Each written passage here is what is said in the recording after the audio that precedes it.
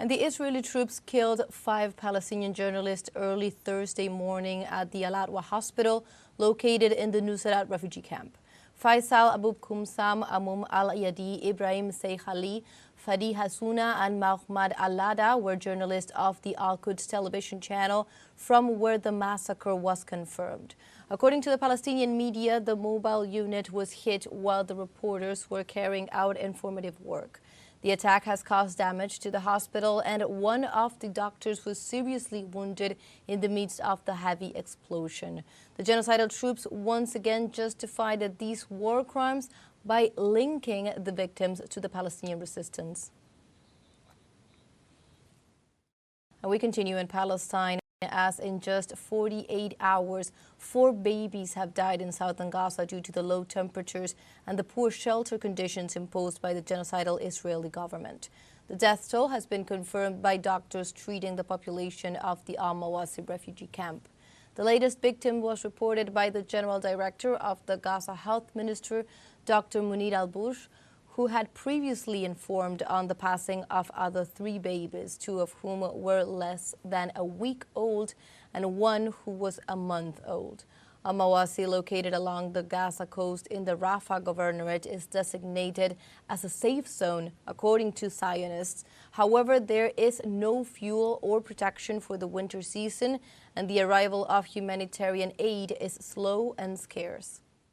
The Russian government has described the transfer of $1 billion by the United States to Ukraine from Russian assets frozen almost 3 years ago as a theft.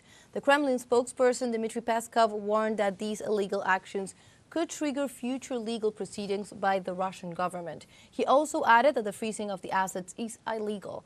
Peskov made these statements shortly after Ukrainian Prime Minister Denis Shmyhal announced that his country had received the first $1 billion from frozen Russian assets. Let's remember that shortly after the beginning of the Russian special military operation in Ukraine, the United States and its European allies confiscated or froze approximately $300 billion in Russian financial assets. And meanwhile, Russia's Federal Security Service confirmed that it prevented a series of Ukrainian terrorist attacks targeting high-ranking military officers. One of the attacks was aimed at a senior official of the Ministry of Defense. The bomber was a Russian citizen from Ukraine who would have arrived via Moldova.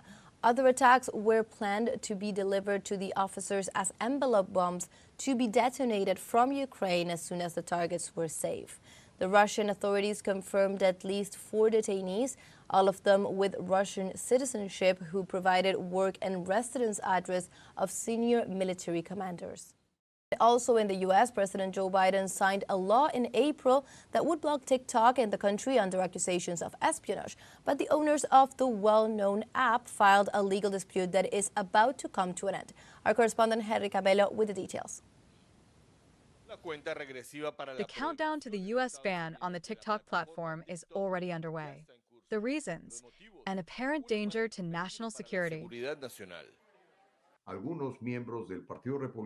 Some Republican members have joined that Democrat effort to somehow, number one, shut down the platform or eliminate it entirely from the United States of America, or number 2, force its owners to sell it and have it bought out, to be bought by purely American capital.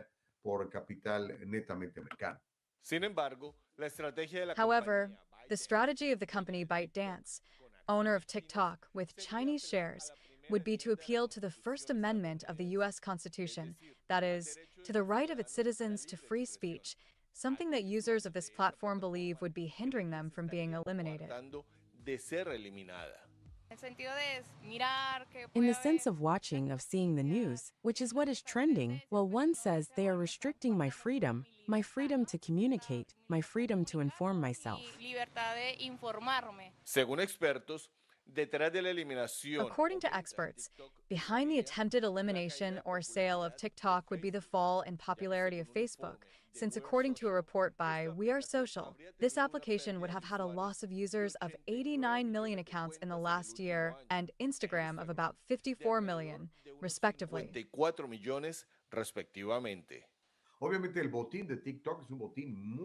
Obviously, TikTok's booty is very appetizing. We are talking about a company that has grown a lot in just a few years, becoming the preferred platform of the young Generation Z and also of some millennials. In fact, it has replaced in that demographic sector the Instagram platform that belongs to Zuckerberg, the owner of Meta.